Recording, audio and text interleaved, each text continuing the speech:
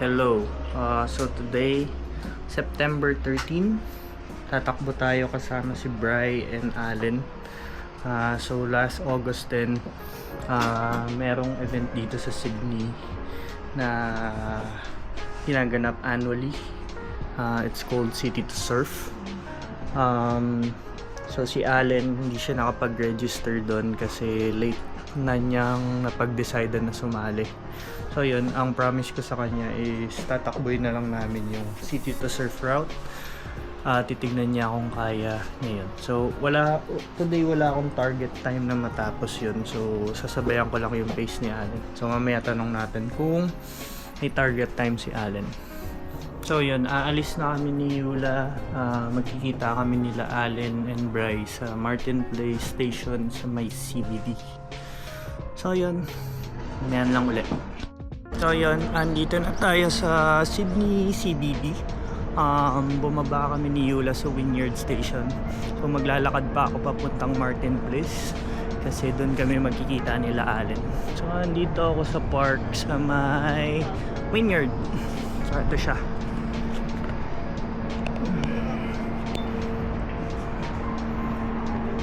Yan, so lakad muna tayo papunta doon. Tapos siguro warm up and then start na tayo. Hindi ko pala nasabi kanina na yung course is around 14 kilometers. Tapos meron doon mga matataas na ahon. So hopefully ma-survive namin. Last time, mahirap siya pero kinaya naman namin ni Aris. So yes, sana kayanin namin. So yun, I think more than 14k to kasi imo-modify namin yung course na dadaanan namin. Kasi nga wala namang road closure. So yun, mamaya na lang ulit. So ito yung isa sa main street ng Sydney CBD, George Street. So nandito yung mga offices and yung mga malalaking companies, I believe. So Westpac ito, nasa kanan. And then post office or alam ko hotel to. Kalimutan ko kung anong hotel. So yun, dito din dumadaan yung tram, light rail. So yan. Pero tatawid tayo papunta doon sa Martin Place. So yeah, wait lang natin dumaan yung tram tapos tawid tayo.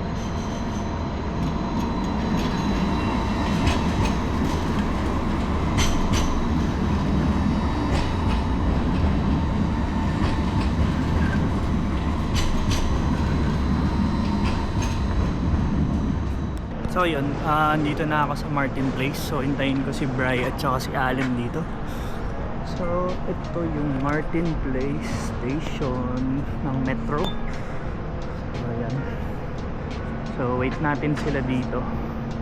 So yun, kasama na natin si Allen at saka si Bri. So Allen, anong forecast mo na finish time natin? Under 4 hours. Sobrang conservative. Kasi nung kami ni Aris, 150. 150. Oo. Medyo mas mahaba to kasi may mga i-modify tayong route. Kasi nga, wala namang road closure. Ikaw, anong oras mo sa tingin? 2:30 kasi first time. Mga ganun. Last one ko yung last time. Sige, tingnan natin. Punta na tayo sa St. Mary's Cathedral. Doon tayo mag-start. Ito, nasa Hyde Park na kami. So, sa tapat namin is, St. Mary's. So, doon kami magsa-start sa road after St. Mary's Cathedral. So, ito yung Hyde Park. Yan. Kung pupunta kayong Sydney, pumunta kayo dito. Maglakad-lakad kayo. Kasi okay din maglakad dito. Ayan, makikita niyo yung fountain. Meron namang fountain kahit saan. Madaming ibon. Huwag niyo lang kakainin. So ayan. So spring ngayon, maganda yung panahon. Ayan, maaraw. Swerte nga na umaraw ngayon kasi past few days umuulan. Oo. So yun, bumabaha pa. Ayun. So yun, so dito tatawid kami tas kanan. Tapos yung first likuan doon kami magsa-start. So ayan, mamaya na lang ulit. So ito yung St. Mary's Cathedral. So kung bibisita kayo sa Sydney, pwede nyo yun isama yan sa list nyo ng pupuntahan. Ganda naman siya sa loob, pero wala, simbahan lang din siya talaga. So sa tapat nito yun, Australian Museum. So sama nyo rin yan sa list nyo kung pupunta kayo sa Sydney, kung gusto nyo mag-ikot-ikot. So St. Mary's Cathedral, tapos Australian Museum doon. So ayan. Kapag pakita ko sa inyo Australian Museum, dadaanan din namin mamaya. So yung building na kulay brown is Australian Museum. Yan. So yun, bago kami mag-start, mag-warm up muna kami. So baka i-timelapse ko na lang tong warm up na to. Kasi syempre, sino ba namang gusto manood ng warm up ng buong time? So yun.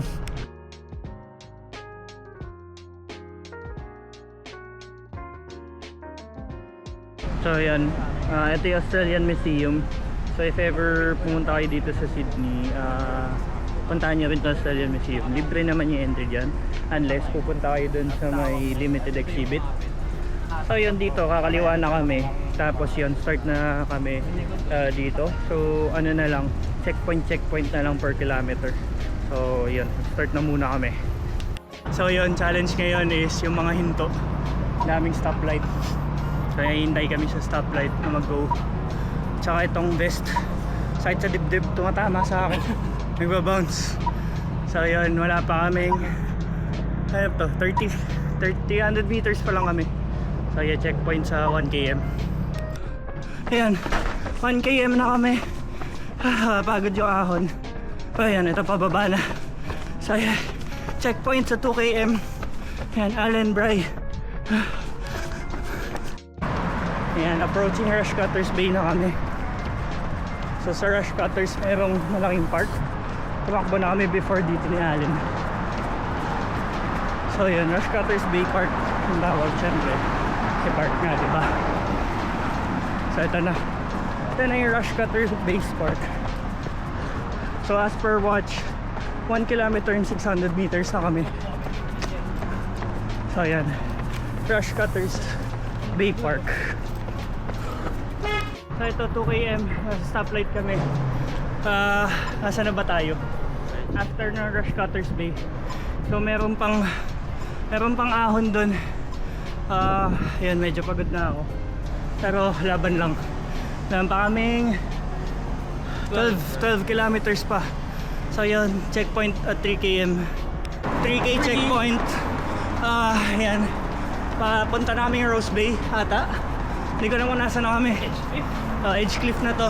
So ito yung tsura.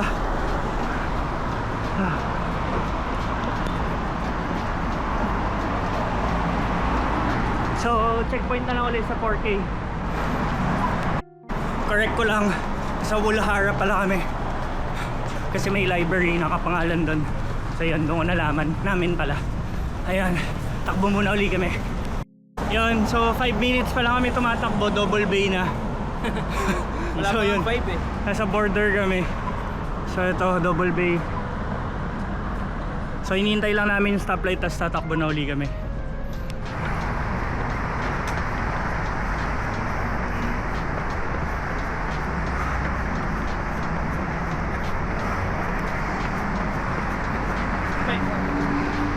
Hapon na naman. All day ahon. 4 km checkpoint. Woolahara pa rin. So, checkpoint ulit sa 5 km mark. Yan, hintay kami sa stoplight. Kapagod, puro ahon yun. Pero yan, tatakbo na uli kami.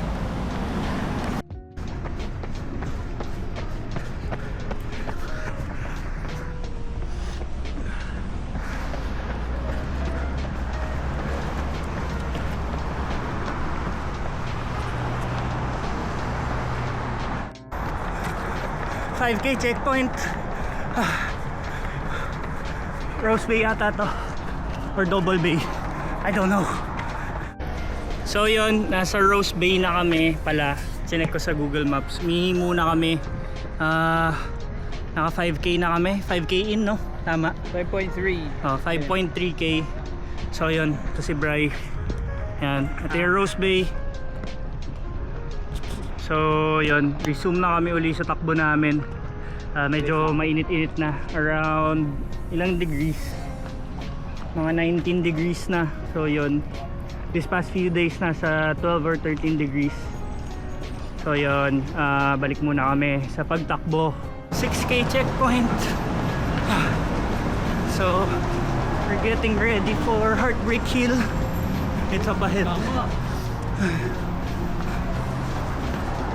So yeah, Heartbreak Hill na next. Medyo mahaba siyang ahon. So yan, ready muna kami for that. Halfway Heartbreak Hill. Ano masasabi nyo? Way pa. Heartbreak nga. So yun, wait lang kami stoplight and then takbo na ulit at the Heartbreak.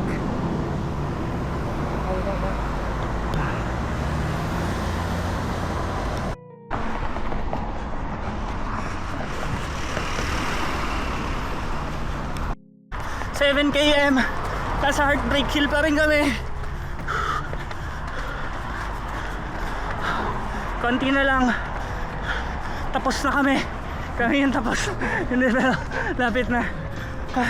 Tigilan ko na magsalita. 8 km mark. Vaucluse.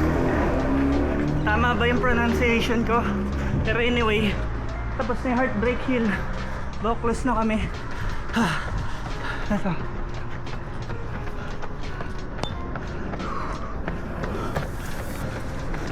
$9K mark, walking kasi pababa.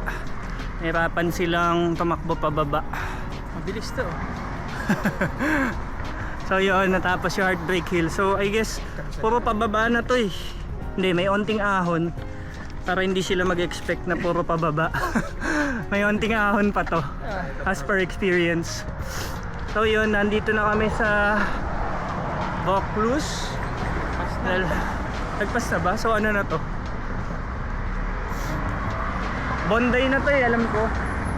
Ayun, so 5 km na lang, around 5 to 6 km na lang. Yan, tutuloy muna kami uli.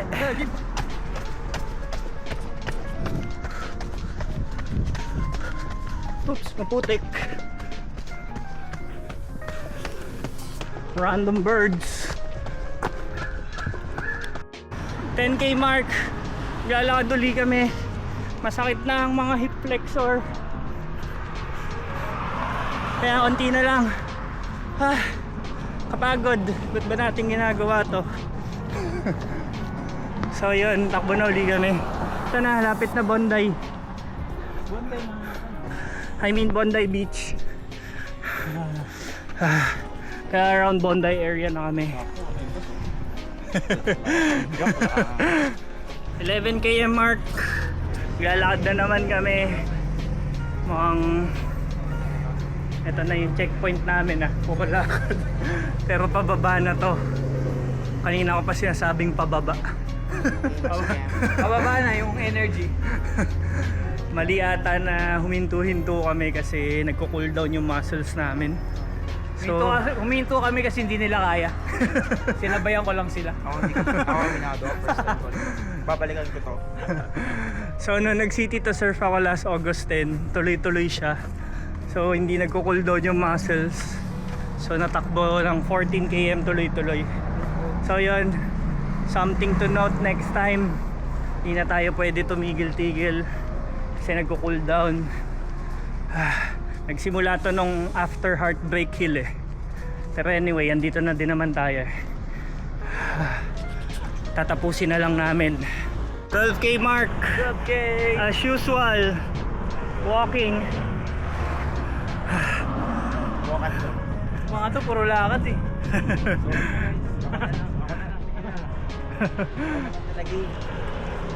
So yun, medyo pababa na to.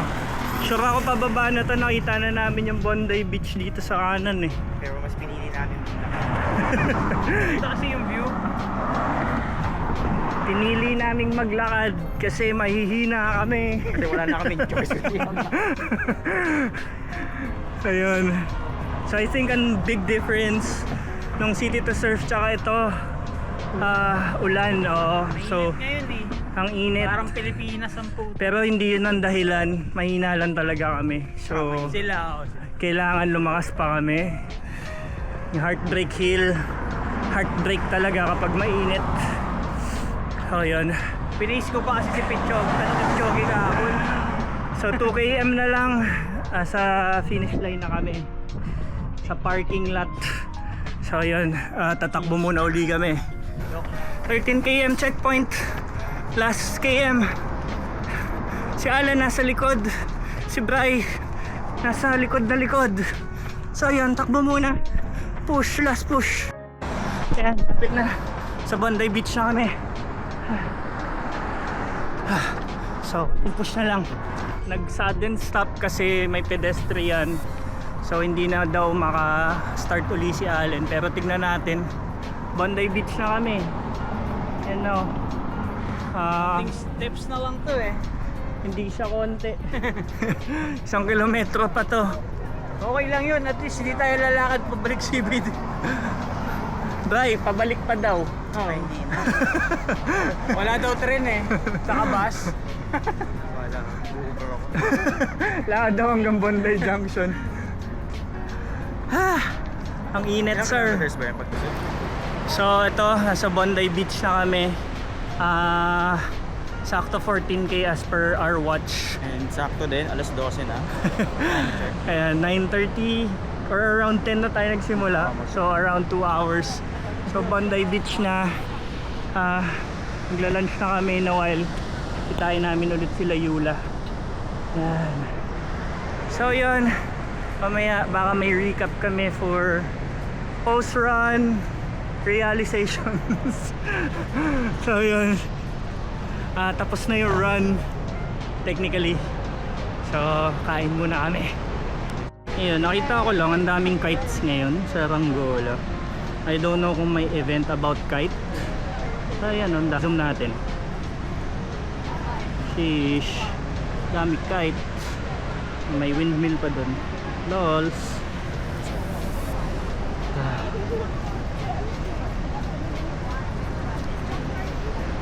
So yun, officially done na yung run.